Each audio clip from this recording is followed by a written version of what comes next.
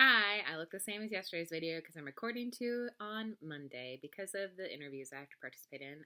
It's going to take me all day tomorrow to be doing the interviews and then doing Zoom with you guys. So I wanted to get Wednesdays out of the way, finish the book, and then we'll meet again later this week.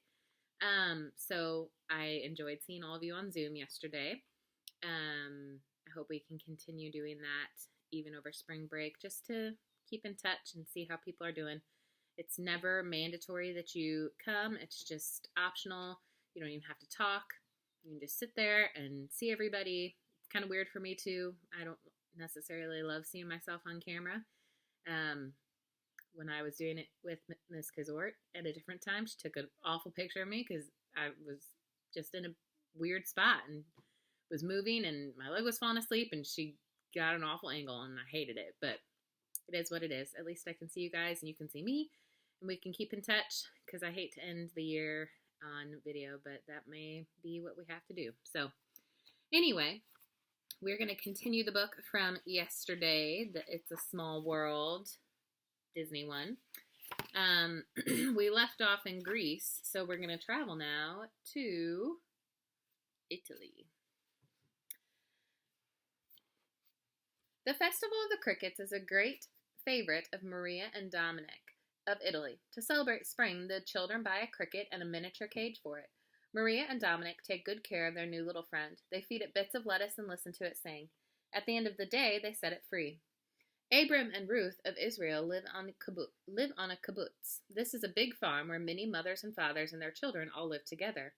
Each person helps with the job he or she does best, and with so many people at the table, dinner time is always fun.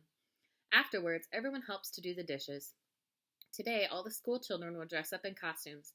They will go to a carnival where they will sing and dance. This is how Jewish children celebrate Purim, the feast of the great Queen Esther. Those of you familiar with the Bible story of Esther, that's what they're talking about.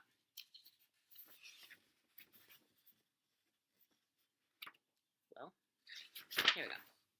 Have you ever slept in a tent beneath the stars? Fatima and Omar of Egypt sleep in one every night. Because the desert is so dry, they take their tent, goats, and camels with them from place to place in search of water. Look where they are sleeping tonight. Those huge buildings are the Great Pyramids, the tombs where 3 famous kings or pharaohs of Egypt are buried, long, long ago. And there, crouching in the sand, is the mighty Sphinx. This huge statue with the head of a human and the body of a lion is guarding the pyramids from all who would harm them.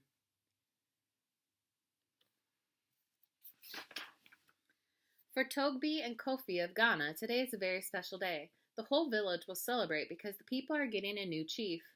Here comes the parade now. Togbi and Kofi's father, the new chief, is being carried in a grand procession through the village. The colorful umbrellas whirl and twirl to the rhythm of the talking drums. How proud the children must feel. No, Goofy, it isn't raining. The umbrellas shade the chief from the blazing hot sun. Ilunga of Zaire can't wait to become 13 years old, for only then will he be old enough to wear one of the wonderful masks of his tribe. There are ugly masks to frighten away evil spirits and happy ones to wear at celebrations. Some masks are the faces of animals. Which one would you choose?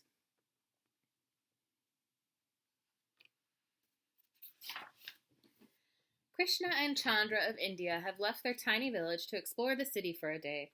There's so much for them to see. The women look lovely as they walk down the street in graceful saris. By the curb, camels share parking spaces with cars. And on one corner, Krishna and Chandra notice some pretty things to buy. How grown up they feel as they choose presents to take home for their mother. When Krishna and Chandra return to their village, still more excitement awaits them. A special autumn festival will brighten the village. There will be puppet shows and parades. Everyone will wear their finest clothes. Even the elephants will have their toenails polished and wear colorful designs painted on their trunks and sides.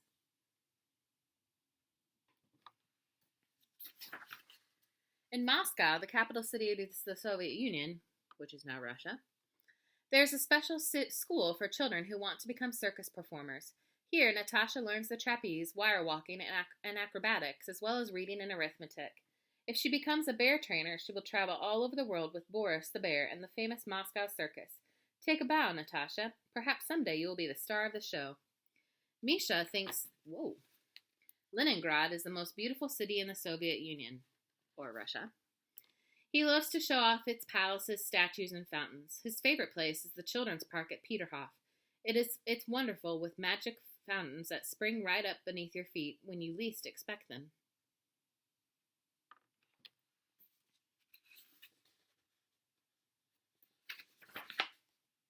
Michu and Quang Ling live in the People's Republic of China, the country with the largest number of people in the world.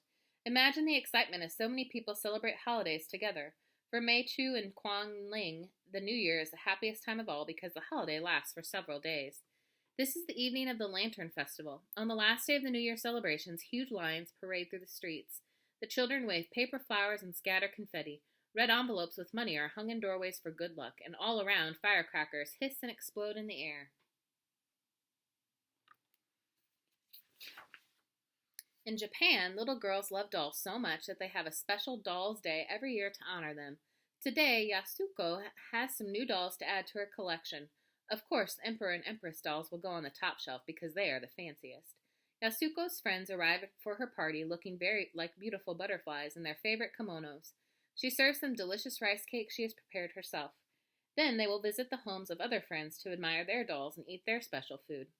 On Boys' Day in Japan, you can see fish swimming in the sky. They're not real fish, of course, but beautifully colored kites that are shaped like fish. Yoji has worked for days to make a perfect kite. It is hollow so the wind will fill it up, and he has used such bright colored paper that all his friends will see his kite in the Boys' Day parade.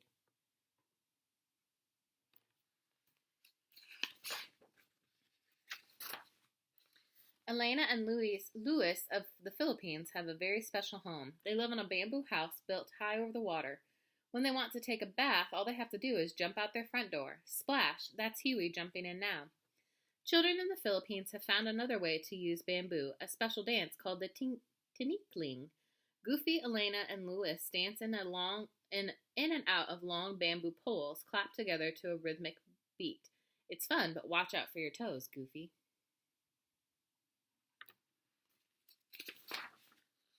Bob and Diane live in the outback region of Australia. There are no schools there because the children live so far from one another. That's why Bob and Diane learn their lessons from a radio program called the School of the Air. And if Diane or Bob become sick, their parents will telephone for the flying doctor who will arrive within minutes in an airplane. After lessons are over, it's time for fun. Did you ever hear of a bird called a kookaburra? Or have you ever heard of a wallaby? That's a little kangaroo. These are just two of the strange and wonderful animals Bob and Diane might see as they wander out their front door. When you throw a stick, you might ask your dog to bring it back to you, but Australian children throw a special curved stick called boomerangs that circle back when they are thrown. Watch out for that boomerang, Donald. You'd better duck. Steve and his friend Christy live in New York City, the city with the most people in the United States of America. Whenever the children have visitors, they like to take them to the Statue of Liberty. This huge statue holds her torch high to welcome all who visit her. From the top of her crown, you will have a wonderful view of one of the most famous skylines of the world, that of New York City. Did you ever pretend you were a cowboy or a cowgirl? That's what Bob and Susanna want to be when they grow up. They live in a cattle ranch in Oklahoma, so they get plenty of practice riding and roping. They'll show off what they can do at the rodeo today. Here comes Goofy on a bucking bronco. How long do you think he can stay on? The children at Morty and Ferdy's school agree that there's one thing children all over the world like to do. They like to have fun. What about you? All of the children want to thank Mickey for helping them celebrate their special day. In Japan, children say arigato for thank you. Mexican children say gracias. Norwegian children say tak. In Israel, children say toda. French children say merci. And to all the children, Mickey says, thank you, everyone. Thank you. The end. I used to love looking at this page. I don't know why. Probably because of all the Disney characters on there. This was in the days before Aladdin and Beauty and the Beast and all those. I don't even know when this was written because obviously it's a little old because it says the Soviet Union and not Russia. It was written in 83, so even before I was born. But I love this book. I love to travel. And I loved it as a kid because I got to learn about all these different countries and hope to go there one day. So, hope you enjoyed it. I will be back tomorrow with another book. And I hope you're getting out and enjoying some of this beautiful weather. Have a great week. Bye.